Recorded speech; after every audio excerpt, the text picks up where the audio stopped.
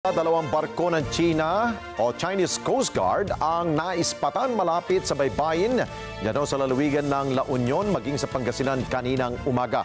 At ayon sa Philippine Coast Guard, galing ang mga barkong yan sa Mindoro at patuloy nila itong pinapantayan. Madeline Villar Moratillo sa balita. Agad nagpadala ng mga barko ang Philippine Coast Guard para bantayan ang dalawang barko ng China Coast Guard na sinusubukang mas makalapit pa sa mga baybayin ng bansa. Nitong linggo, na-detect ang mga barko ng China na CCG 3301 at 3104 sa distansyang 34 nautical miles ng baybayin ng Bulinaw, Pangasinan.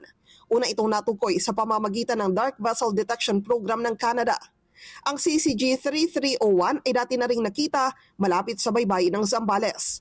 Ayon kay Commodore J. Tariela, tagapagsalita ng PCG sa issue ng West Philippine Sea, agad na i-deploy ang islander ng Coast Guard at nakumpirma ang presensya ng mga barko ng China. Yes, that was the closest that masasabi natin. No? But again, the difference of these two China Coast Guard vessels with that of the China Coast Guard monster ship, etong pagdikit niya ng 34 nautical miles yesterday ay continuous. No? Kumbaga, na-detect natin siyang lumapit ng ganon, but it never stayed there for a long time. No? Dire-diretso lang siyang nagtatraverse ng kanyang movement. Wala tayong natanggap na impormasyon sa locals from Mindoro or even locals from Pangasinan. Ang nag-confirm lang talaga nito initially, of course, is the dark vessel detection. And then which prompted the commandant to deploy our Coast Guard islander. Naroon na aniya ang BRP Cabra at BRP Bagakay ng Philippine Coast Guard para magbantay. Kaninang umaga, na-monitor ang dalawang CCG vessel 70 hanggang 75 nautical miles mula sa baybayin ng La Union. Well, it started na nanggaling to sa may Mindoro, no? From Mindoro, and then umakyat siya ng Pangasinan at ngayon nasa La Union. We still don't know where will be the final area na kung saan maglalagi itong China Coast Guard vessels na to.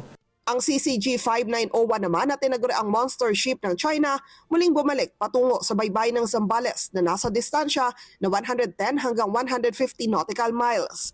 Nakabantay naman dito ang BRP Teresa Magbanwa ng PCG. China Coast Guard Vessel 5901. This is Philippine Coast Guard Vessel BRP Teresa Magbanwa MRRV 9701. In accordance with the Republic Act 12064, the Philippine Maritime Zones Act, the United Nations Convention of the Law of the Sea, to which you are a party, and the 2016 Arbitral Award, we are conducting maritime law enforcement operation. You are advised that you are currently sailing within a Philippine Exclusive Economic Zone. Madeline Villar Moratillo para sa Mata ng Agila. Matatag, matapang, matapat. Maraming salamat sa inyo pong pagsubaybay sa Mata ng Agila Primetime. Para malaman ang matatag, matapang at matapat na mga balita, i-follow lamang at mag-subscribe sa AtNet25 TV.